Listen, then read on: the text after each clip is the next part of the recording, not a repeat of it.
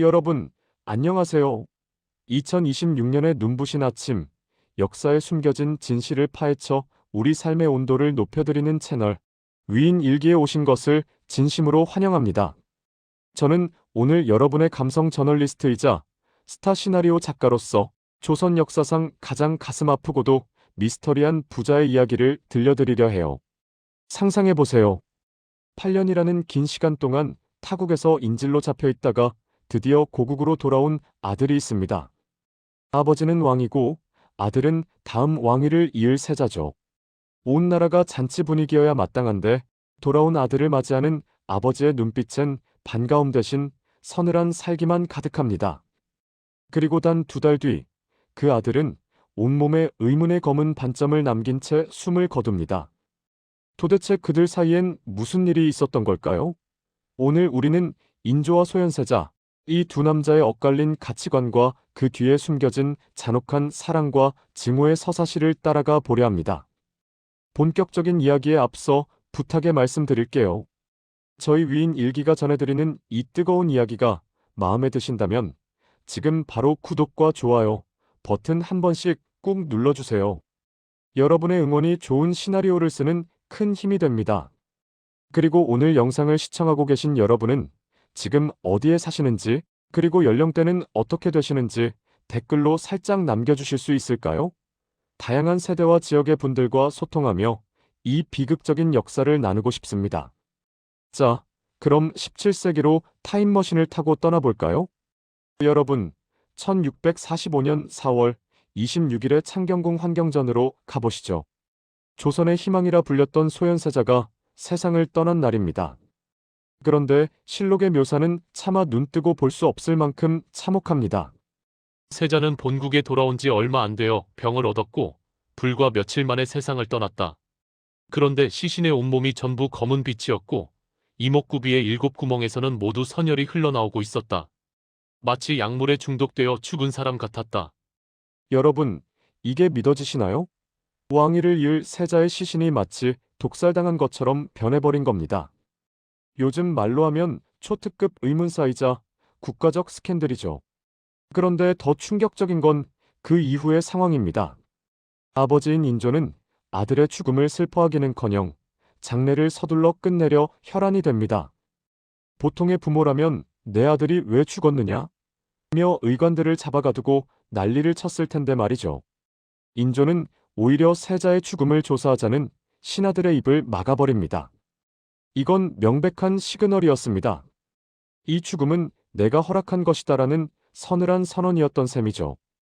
야사와 항설에 따르면 인조와 소현세자의 갈등이 폭발한 결정적인 장면이 하나 더 있습니다. 베이징에서 돌아온 소현세자가 아버지 인조에게 청나라에서 가져온 서양 문물들을 소개하며 자랑스럽게 내놓았을 때였죠. 소현세자가 서양 신부 아담 샬에게 선물 받은 귀한 벼루를 내놓자 인조는 격분하며 그 무거운 벼루를 집어들어 세자의 얼굴을 향해 던졌다고 합니다. 이놈! 내가 오랑캐의 자식이 다 되었구나. 그깟 돌덩이 하나로 나를 가르치려 드느냐?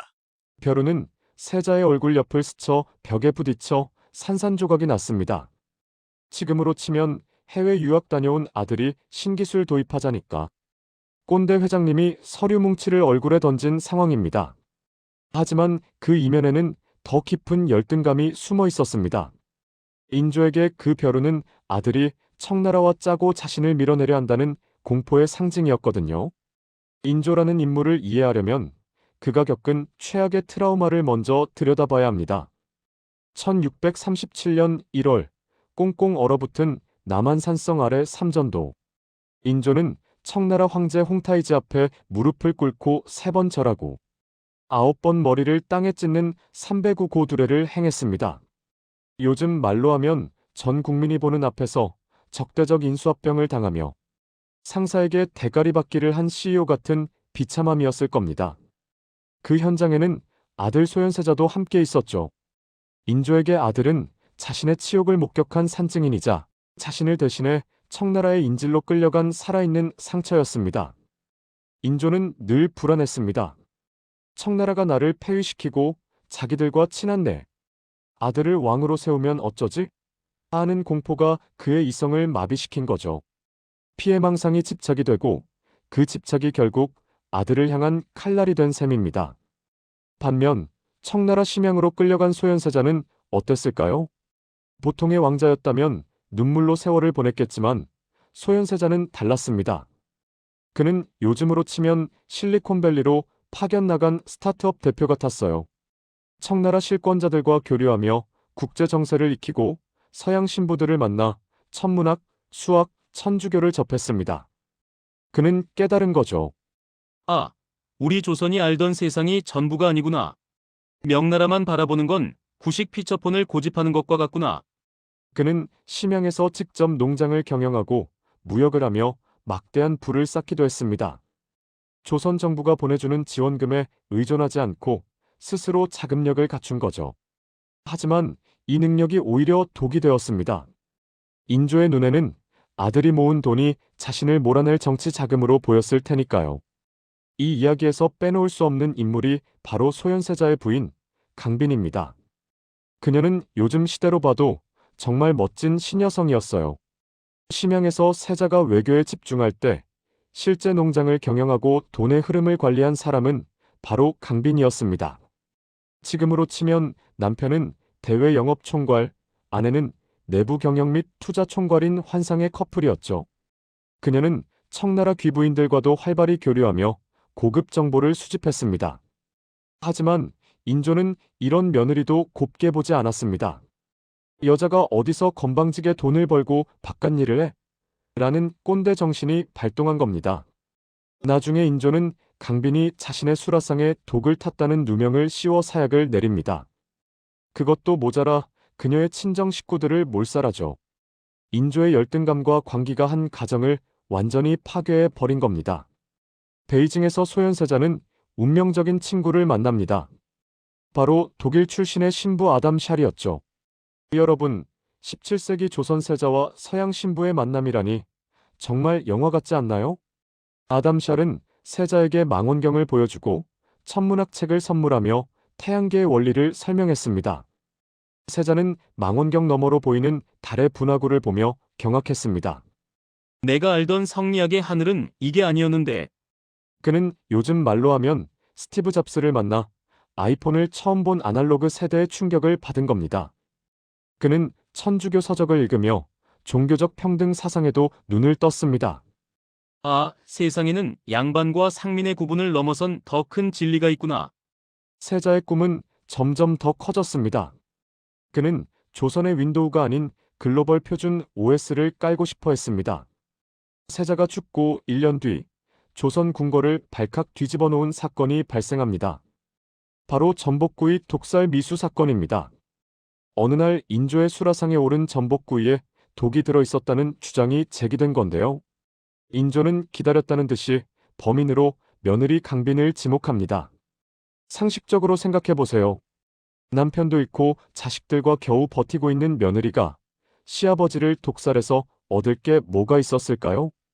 요즘으로 치면 회사에서 쫓겨날 위기에 처한 전무님이 회장님 커피에 침 뱉었다고 모함받는 상황과 비슷합니다. 조사 과정에서 강빈의 나인들이 모진 고문을 당했지만 끝내 강빈이 시켰다는 자백은 나오지 않았습니다. 하지만 인조는 답을 정해놓고 있었습니다. 증거가 없어도 네가 범인이다. 이것이 인조가 며느리를 향해 휘두른 무소불위의 권력이었습니다.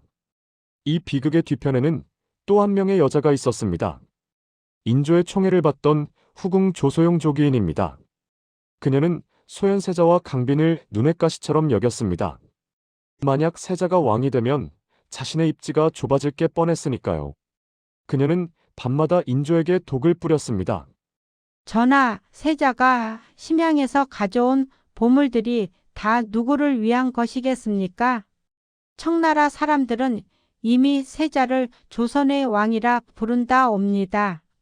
불안에 떨던 인조에게 조소용의 이 말은 확인 사살과 같았습니다.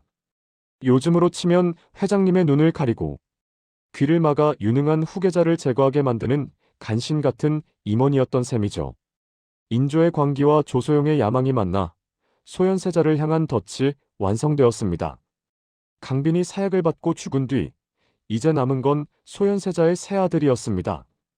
12살 석철, 8살 성민, 4살 석견. 여러분, 상상해보세요. 엄마 아빠를 다 잃은 이 어린아이들이 무슨 죄가 있다고 그 먼 제주도로 유배를 가야 했을까요? 인조는 친손자들을 마치 흉악범 다루듯 했습니다. 제주도의 거친 바람 속에서 아이들은 병들어 갔습니다. 요즘 말로 하면 경영권 분쟁 중에 조카들을 고아원으로 보내버리고 연락을 끊은 비정한 회장님보다 더한 짓이었죠. 결국 큰아들과 둘째 아들은 유배지에서 의문의 병으로 세상을 떠납니다. 셋째 막내만이 살아남았는데 훗날 기록에 따르면 이 아이들은 죽기 전까지 할아버지를 원망하기보다 어머니가 보고 싶다며 울었다고 합니다. 인조는 자신의 자리를 지키기 위해 손자들의 생명까지 담보로 잡았던 겁니다.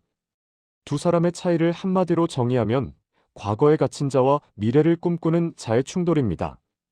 인조는 명분이 제일 중요했습니다. 비록 명나라가 망해가더라도 끝까지 의리를 지켜야 한다는 선비 마인드였죠. 요즘으로 치면 수익성은 없지만 전통만 고집하는 가업을 잇느라 회사를 부도 위기로 몰아넣는 경영자라고 할까요? 소현세자는 실리가 중요했습니다. 적이든 누구든 배울 게 있으면 배워야 산다는 주의였죠. 그는 망원경으로 하늘을 보며 더 넓은 세상을 보려 했습니다. 하지만 인조에게 망원경은 그저 오랑캐의 장난감일 뿐이었습니다. 시야의 차이가 결국 비극의 거리를 만든 겁니다. 비록 소현세자는 허망하게 떠났지만 그가 심양에서 가져온 씨앗들은 사라지지 않았습니다. 그가 가져온 과학 서적들과 세계 지도는 훗날 조선에 깨어있는 지식인들에게 큰 영향을 주었습니다. 요즘으로 치면 실패한 천재 개발자가 남긴 오픈소스 코드가 훗날 거대한 유니콘 기업의 밑거름이 된 것과 같습니다. 100년 뒤 정약용, 박지원 같은 실학자들이 우물 안개구리에서 벗어나야 한다고 외칠 때 그들의 정신적 뿌리에는 바로 소현세자의 실리 정신이 흐르고 있었습니다. 만약 소현세자가 살아있었다면 조선의 역사는 100년, 아니 200년 앞당겨졌을지도 모릅니다. 망원경으로 우주를 보던 세자가 왕이 되었다면 조선은 서양 열강에 휘둘리는 약소국이 아니라 세계를 주도하는 강국이 되었을지도 모르죠. 물론 인조의 입장도 변론해 볼 여지는 있습니다. 그는 반정으로 왕위에 올랐기에 늘 정통성 콤플렉스가 있었습니다. 게다가 두 번의 호란을 겪으며 나라는 피폐해질 대로 피폐해졌죠. 인조 입장에서는 세자가 가져온 서양 문물이나 청나라와의 친분이 조선의 근간인 성리학 질서를 무너뜨릴 위험 요소로 보였을 겁니다. 지금 나라가 풍전등화인데 어디서 해괴망측한 물건을 가져와서 정신을 팔아 라고 생각했을지도 모르죠. 하지만 진짜 이유는 결국 권력욕이었습니다. 자신의 자리를 아들에게 뺏길지 모른다는 그 공포가 한 나라의 국왕을 비정한 아버지가 되게 만들었습니다. 인조의 말년은 참혹했습니다. 그는 밤마다 소현세자와 강빈의 귀신이 나타난다며 괴로워했습니다. 궁궐 안에서 이상한 소리가 들린다고 소리를 지르고 무당을 불러 구슬하기도 했죠. 인조의 이런 행동은 요즘 말로 하면 지독한 외상 후 스트레스, 장애와 죄책감이 만들어낸 환각일 겁니다. 권력을 지키기 위해 가장 소중한 사람들을 제물로 바쳤지만 정작 그 권력이 그를 행복하게 해주지는 않았던 거죠. 그는 죽기 직전까지도 소현세자의 남은 자손들을 경계하며 고독하게 눈을 감았습니다. 자, 이제 이 비극적인 인물들의 시작점을 잠시 짚어볼까요? 인조는 선조의 손자이자 정원군의 아들로 태어났습니다. 왕위 계승권과는 거리가 멀었지만 광해군의 폭정에 반발한 신하들에 의해 추대되어 왕이 되었죠. 소현세자는 인조의 장남으로 인조가 왕이 된 뒤에 세자로 책봉되었습니다. 즉, 두 사람의 시작은 혁명과 희망이었습니다. 하지만 권력이라는 마약은 피보다 진했습니다. 왕의 자리에는 부모도 자식도 없다는 그 잔인한 진리가 이 두 사람의 가계도를 피로 물들였습니다. 여러분, 오늘 인조와 소현세자의 이야기를 들으시며 어떤 생각이 드셨나요? 아들을 죽인 비정한 아버지 인조, 그리고 시대를 너무 앞서갔던 비운의 천재 소현세자. 이들의 이야기는 단순한 옛날 이야기가 아닙니다. 오늘날에도 우리는 변화를 두려워하는 구세대와 혁신을 외치는 신세대의 갈등을 도처에서 목격하곤 하죠. 인조는 왕위를 지켰을지 모르지만 역사는 그를 비겁하고 옹졸한 왕으로 기억합니다. 반면 소현세자는 왕이 되지 못했지만 우리 가슴 속에 조선의 희망으로 영원히 살아남았습니다. 여러분은 어떤 부모, 어떤 리더가 되고 싶으신가요?